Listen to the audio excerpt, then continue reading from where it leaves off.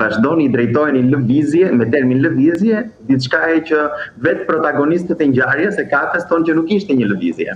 Kështu që me termat ka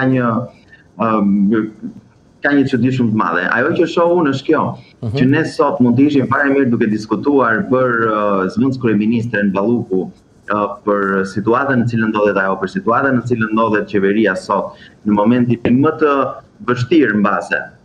Qoftë së brendshme, qoftë me skandalet që plasin, që skandali zë skandalin prej vitesh tashmë po ka arritur një moment, një nivel ku është arritur deri te kryeministri, se këto janë tendera, janë akuzat të cilat të çojnë te kryeministri, ndryshe nga të rastet e tjera ku mund të justifikojë se ishin individ që hanin dardha kumlla moll mbrapa krave të tij.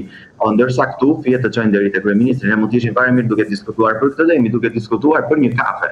Domethënë po ta shikosh ftohtë në mënyrë objektive, i imagjinoni çfarë absurdi. Këtu është qeveria që është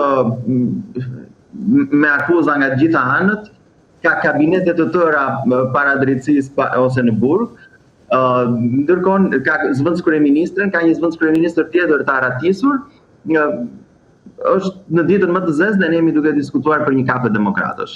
Unë të shikoj, këtë kam parë gjatë gjithë këtyre ditëve dhe më vjen keq, të them të drejtën. Dhe e dini pse? Sepse Partia Demokratike, e cila anatemohet shpesh, sepse e tillë është propaganda që ndodh rëndom në Shqipëri. Ka ndodhur një inxhinieri psikike në këndvështrimin tim me trurin e një pjesë të madhe të qytetarëve shqiptar ku janë mësuar ose janë në mënyrë inxhinierike forcuar që sa ndodh një gjë tek qeveria direkt në mënyrë psikike, domethënë me psikikën e tyre të mendojnë po opozita ka këtë problem. Dhe opozita sot është e detyruar të bëjë dhe rolin e medias, dhe rolin e një partie politike, dhe rolin e prokurorisë, dhe rolin e TUSIS-së, dhe rolin e shoqërisë civile. Pra, detyrohet të bëjë gjithë këto detyra të tjera shtesë, të cilat nuk ka pse t'i bëjë. Partia Demokratike ka vetëm një detyrë të prezantojë një alternativë për qeverisjen e vendit, që e bëri më së miri në zgjedhjet e 11 majit. Detyrën e medias duhet ta bëjë media në rastet kur është e lirë. Në Shqipëri nuk është e tillë. Ju thoni që e bëri më së miri, ju thoni që këtë bëri më së miri, por kam përshtypjen që ka shumë njerëz që mendojnë që nuk e ka bërë kështu dhe ky interesi për një kafe lidhet pikërisht me këtë idenë se shëndeti i opozitës duket sikur nuk është në nivelin që ka nevojë një demokraci e mirë, një demokraci e fortë. Dhe prandaj njerëzit shikojnë se mos ndoshta qoftë edhe një kafe mund të sjellë një premis që shëndeti i opozitës në radh parë të përmirësohet dhe kjo të sjellë një përmirësim të jetës politike më pas, sepse është një lëvizje me dy hapa.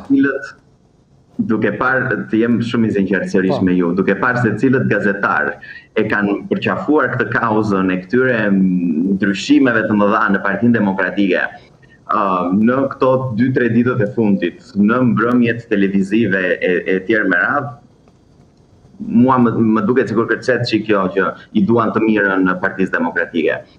Neve po, të gjithë së bashku, media, shoqëritë civile e tjerë mund të ndihmojnë Partinë Demokratike, duke bërë secili detyrën e vet, që mos t'i bjerë bara vetëm Partisë Demokratike dhe të bëj dhe median, edhe denoncusin, edhe prokurorin. Është Partia Demokratike që ka bërë kallëzimet për zonjën Balluku dhe për funksionarë të tjerë. Vendosjet gati, u jep llokum prokurorëve të SPAK-ut dhe presim që të ndodhi ndonjë mrekulli, ndonjë ndikim amerikan ku di unë që të vihet dikush në lëvizje aty brenda këtij institucioni apo institucioneve të tjera. Po është Partia Demokratike ajo që merr iniciativën. Dhe neve nuk themi që shiko se ka zotrinj në opozit, po e bëjnë këtë punë. Nuk do ishte zëvendës kryeministra në këtë situatë, po të mos ishte Partia Demokratike.